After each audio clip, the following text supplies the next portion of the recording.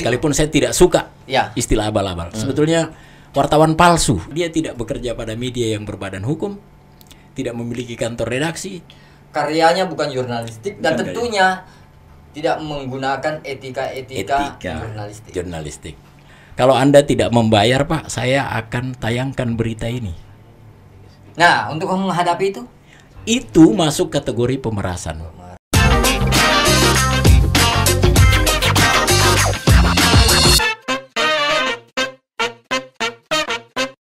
Assalamualaikum warahmatullahi wabarakatuh. Saat ini kita sudah bersama narasumber yang merupakan akademisi dan juga praktisi tentunya di dunia jurnalistik. Siapa lagi kalau bukan dengan Zulkarnain Hamson. Seperti itu ya? Iya. Oke, sebelum kita bincang-bincang tentang dunia jurnalistik, alangkah baiknya memperkenalkan diri dulu. Seperti pepatah, tak kenal maka tak sayang. Mungkin saya persilahkan. Ya, saya Zulkarnain Hamson. Sehari-hari saya adalah dosen di program studi ilmu komunikasi Fakultas Ilmu Sosial dan Ilmu Politik Universitas Indonesia Timur Makassar. Saya agak beruntung karena saya sebelum menjadi seorang dosen, saya cukup lama menghabiskan waktu saya pada media massa, surat kabar, juga online, sehingga ada banyak hal yang kita bisa perbincangkan jika itu berkaitan dengan kajian komunikasi saya dan kajian jurnalistik saya maupun pengalaman lapangan saya. Oke, saya tertarik dengan bahasanya tadi. Sudah berkecimpung beberapa tahun di media cetak dengan jurnalistik, apalagi maksudku saya di online. Bahasa kerennya mungkin pada masanya itu di media elektronik. Nah, belakangan ini kan khususnya media online sudah dengan mudah dibuat, wartawan pun lahir dengan mudahnya, sehingga terkadang kita tidak tahu ini wartawan atau apa sih. Oke, mungkin karena dengan mudahnya membuat media online, jadi wartawan pun lahir dengan begitu mudahnya.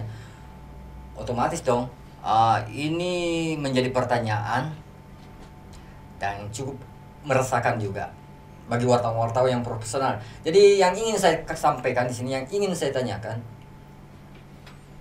apakah ada perbedaan dan di mana perbedaan wartawan profesional dengan wartawan yang tidak, dengan istilah kerennya sekarang itu wartawan abal-abal? Oh iya. Saya memulai dari definisi abal-abal dulu ya. Ya. Definisi abal-abal itu bukan definisi. Istilah abal-abal. Istilah abal-abal itu dikeluarkan oleh orang-orang yang merasa dirugikan. Betul. Oleh kehadiran oknum sekelompok orang yang mengaku wartawan, kemudian ternyata bukan wartawan. Lalu kita sebetulnya saya terutama yang sekarang lebih banyak mengamati tumbuh kembang media itu tertarik dengan pernyataan sekelompok pekerja media pada hari pers dan mengeluarkan statement bahwa era digitalisasi dengan kemunculan banyak portal-portal berita sebagai media online itu juga mempercepat pertumbuhan yang namanya wartawan abal-abal. Istilah abal-abal ini sebetulnya menurut saya istilah yang digunakan untuk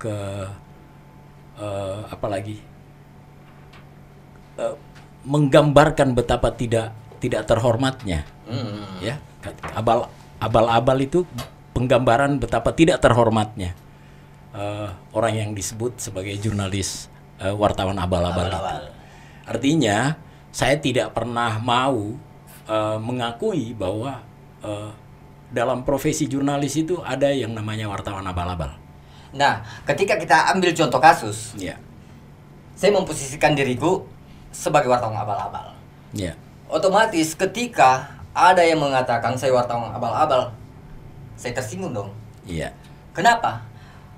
Kita merunduk pada aturan Dewan Pers. Iya. Perusahaan media adalah perusahaan yang berbadan hukum. Iya. Nah, ketika saya ini jelas dong saya bekerja di perusahaan yang berbadan hukum. Iya. Apakah saya masih dikatakan wartawan abal-abal? Ya, saya mengklasifikasi wartawan itu dua. Pertama, bukan soal usia, bukan soal pemula, bukan ya. Pertama, wartawan yang bekerja pada media berbadan hukum dan wartawan yang bekerja pada media yang tidak berbadan hukum. Tahun 2002 ditemukan di Jakarta salah satu media cetak itu tidak punya kantor redaksi dan tulisannya itu mengumbar pornografi. Wow. Setelah dilacak ternyata kantor redaksinya ada di pinggir rel kereta api dan kita tidak tahu apakah itu kantor redaksi atau itu sebuah katakanlah rumah apalagi kedai-kedai tempat-tempat berkumpul. Herannya itu medianya terbit setiap pagi dan isinya pornografi, gambar-gambar eksploitasi tubuh perempuan dan seterusnya dan cerita-ceritanya itu imajinatif ya, dikarang di tokohnya itu imajinatif dan seterusnya. Tapi itu laku keras. Karena orang mau membaca, karena itu menggambarkan sensualitas. Ya. Kalau ini saya setuju, disebutkan sebagai wartawan abal-abal itu tadi. Sekalipun saya tidak suka istilah abal-abal. Sebetulnya wartawan palsu itu yang lebih tepat ya. Kenapa disebutkan wartawan palsu? Ya. Asli tapi palsu. Saya tidak mau mengatakan aspal. Kalau aspal itu ada aslinya. Oh gitu ya. Kalau ini palsu. Palsu itu karena pertama dia tidak bekerja pada media yang berbadan hukum, tidak memiliki kantor redaksi, tidak memiliki struktur, tidak terdaftar, tidak berusaha meregistrasi diri, kemudian isi-isi beritanya itu bukanlah isi-isi medianya itu bukanlah berita. Berarti mungkin yang Anda mau katakan di sini, walaupun ada medianya berupa cetak, tetapi kerja-kerjanya bukan kerja-kerja jurnalistik. Iya. Jadi itu tidak bisa dianggap sebagai wartawan profesional. Kenapa? Pertama, karyanya bukan jurnalistik dan tentunya tidak menggunakan etika jurnalistik. Nah, oke. Next. Ini keberadaan mereka cukup dirasakan juga oleh beberapa pihak, khususnya pejabat. Ya. Nah, mungkin ada saran bagi pejabat yang bisa disampaikan. Bagaimana mengenali ciri-ciri wartawan abal-abal dengan wartawan profesional dan bagaimana cara menghadapinya? Ya, sekali lagi saya tidak akan menggunakan istilah wartawan abal-abal. Saya lebih setuju menggunakan istilah wartawan palsu. Wartawan palsu ya. Oke, kita sepakati wartawan palsu. Ya. Wartawan palsu. Identitasnya gampang sekali terbaca dibanding wartawan yang sesungguhnya, yang profesional katakanlah begitu. Kalau saya mulai dari wartawan yang profesional ya. Wartawan yang profesional itu bekerja pada media yang berbadan hukum. Terregistrasi atau dalam proses registrasi ke Dewan Pers. Oh iya, oke. Sepakat. Wartawan ketika ditugaskan memiliki surat tugas dan resmi terdaftar pada media itu. Kemudian dalam melakukan peliputan beritanya, dia mengetahui standar dan kode etik, ya, katakanlah begitu. Ketika dia datang bertemu narasumbernya, yang dia cari itu adalah bahan berita. Iya. Dia bukan datang minta dikasih amplop atau dikasih uang.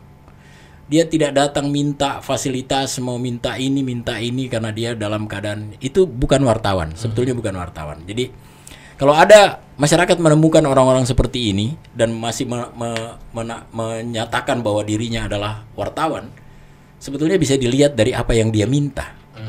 Kalau dia datang meminta data-data, dia datang minta mengklarifikasi dan seterusnya, sebetulnya jangankan masyarakat, jangankan pejabat, masyarakat pun bisa bertanya. Ya.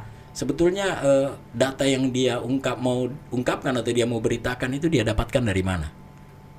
Karena boleh jadi sebetulnya orang mendapatkan isu di luar, lalu kemudian itu dia mau tindak lanjuti sebagai sebuah berita. Memang kalau dia benar seorang wartawan, maka celakalah orang yang melakukan kesalahan. Ya. Kalau ada pejabat yang melakukan kesalahan, penyimpangan dan seterusnya, dia akan berhadapan dengan risiko akan diinvestigasi, akan dibuatkan berita dan seterusnya, dan wartawan pasti akan bertanya tentang itu. Apalagi kalau itu menimbulkan kerugian bagi negara atau masyarakat. Nah, yang kedua, wartawan yang kita sebutkan tadi sebagai wartawan palsu itu, wartawan palsu itu. Wartawan palsu itu umumnya ketika menghubungi narasumbernya, dia tidak berbicara berita.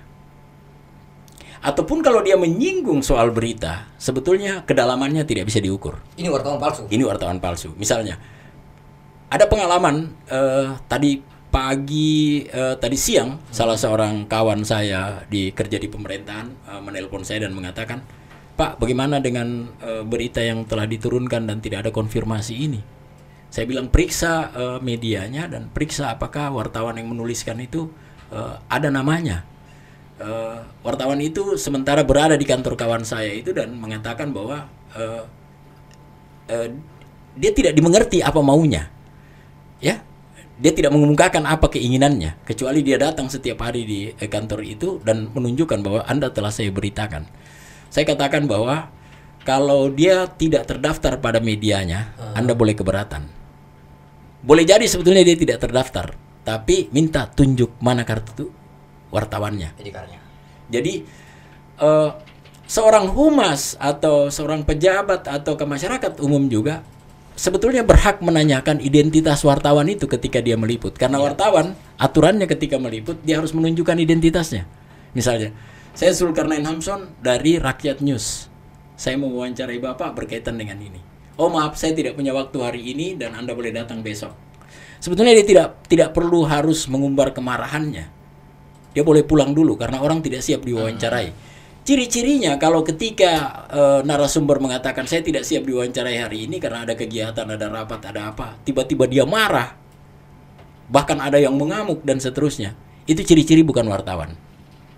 Karena itu sudah melanggar etika. Etikanya dia harus menghormati narasumbernya untuk tidak siap diwawancarai.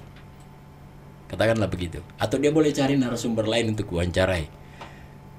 Apalagi kalau kedatangannya itu dalam rangka meminta sesuatu.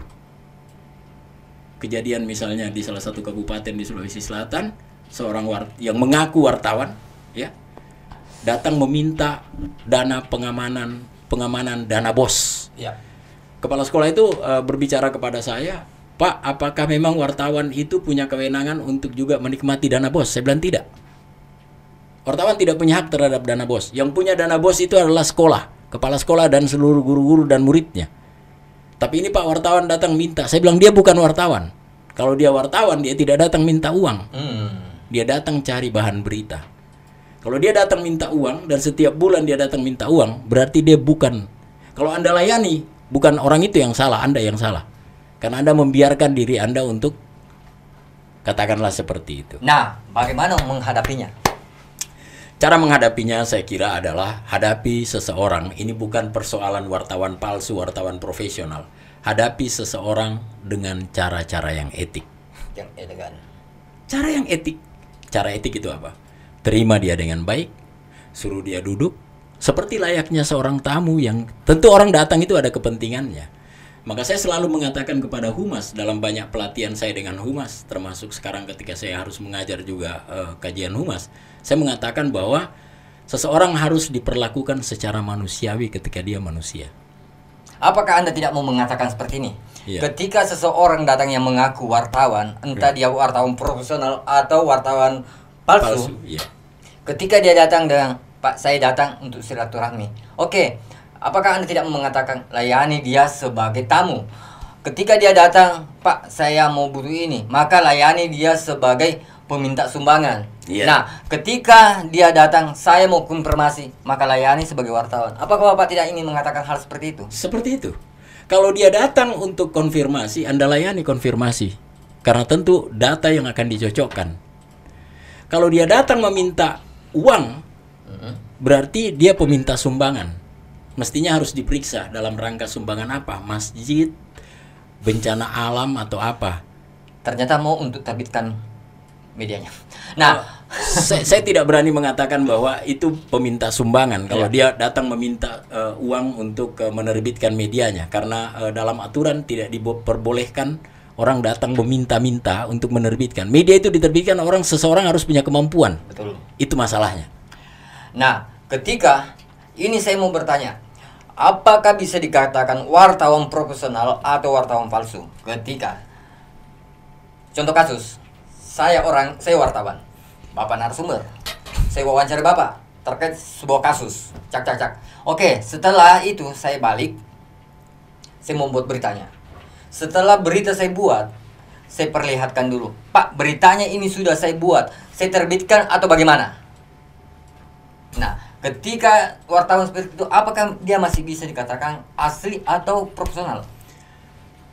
Praktek kerjanya kalau dia menulis beritanya dan dia mengatakan akan saya muat, berarti dia punya media. Ya. Cuma menurut saya ada hal yang perlu dipertanyakan. Mengapa Anda harus mengkonfirmasi ulang apakah beritanya ini harus dimuat atau tidak dimuat? Iya. Kalau memang berita itu Anda sudah rasa pas untuk Anda wawancarai, Anda kejar, Anda cari, lalu kemudian Anda buat beritanya, kan selanjutnya harus diterbitkan. Kalau datang lagi ditanyakan apakah ini akan saya terbitkan atau tidak, saya kira barangkali sebagai seorang yang diwawancarai, saya tentu ya, ini pengalaman. Dan orang tentu akan mengatakan bahwa terserah Anda. Anda mau terbitkan atau tidak, itu bukan masalah saya. Silahkan kalau Anda mau terbitkan. Kalau tidak Anda mau terbitkan juga tidak ada masalah buat saya. Karena Anda sudah wawancarai saya kan. Kalau Anda mau terbitkan silahkan. Nah, masalahnya kemudian bahwa dengan berita itu kemudian dia mengatakan bahwa kalau Anda tidak membayar, Pak, saya akan tayangkan berita ini. Nah, untuk menghadapi itu masuk kategori pemerasan. Menurut saya itu pemerasan. Menggunakan berita untuk memeras seseorang, mengancam seseorang akan menaikkan atau tidak menaikkan berita, itu masuk dalam kategori pemerasan. Dan dalam kode etik wartawan itu tidak diperbolehkan. Itu tidak diperbolehkan. Wartawan tidak boleh menggunakan berita itu untuk menekan seseorang. Oke. Ini agak sedikit melenceng. Yang mau saya sampaikan di sini, ada wartawan itu untuk mengejar rating biasanya ada kasus korupsi atau apalah, mereka running terus. Running terus. Nah, otomatis kita sebagai objek narasumber merasa tidak nyaman. Apa yang harus dilakukan supaya berita itu dihentikan atau direm-rem? Apakah harus melakukan semacam barter, misalnya ada kos untuk kewartawanan, untuk kewartawan, atau ada cara yang lain yang bisa dilakukan? Tidak ada cara lain untuk menghentikan berita ketika itu memang sebuah peristiwa yang harus diketahui masyarakat. Kalau katakanlah itu sebuah berita kasus, Anda tidak boleh merem berita itu. Anda boleh merem berita itu bila mana Anda kehabisan bahan atau fakta. Dan wartawan tidak boleh kehabisan bahan. Dan wartawan sangat bisa kehabisan bahan. Ingat, wartawan punya keterbatasan untuk mengorek berita, fakta. Ketika Anda tidak punya fakta lagi, Anda tidak boleh membuat fakta opini atau tidak boleh beropini seakan-akan bahwa ada fakta baru untuk menekan orang itu untuk menguatkan berita itu. Itu berarti direkayasa. Biarkanlah sebuah fakta itu yang dia dapatkan. Berita bisa panjang selama 1 minggu kalau bahannya banyak. Kalau bahannya habis, berita itu harus Anda hentikan. Saya kira barangkali itu untuk sementara waktu. Oke, demikianlah diskusi-diskusi kita. Semoga bermanfaat buat teman-teman wartawan atau calon wartawan, dan khususnya penikmat hasil karya jurnalistik, dalam hal ini masyarakat luas pembaca. Dan bagi kawan-kawan yang punya pertanyaan, silakan komen di bawah video ini, dan insya Allah kami akan menjawab dengan segera. Dan jangan lupa subscribe. Dan terima kasih atas waktunya Bapak Zulkarnain Hamson. Terima kasih. Assalamualaikum warahmatullahi wabarakatuh. Waalaikumsalam.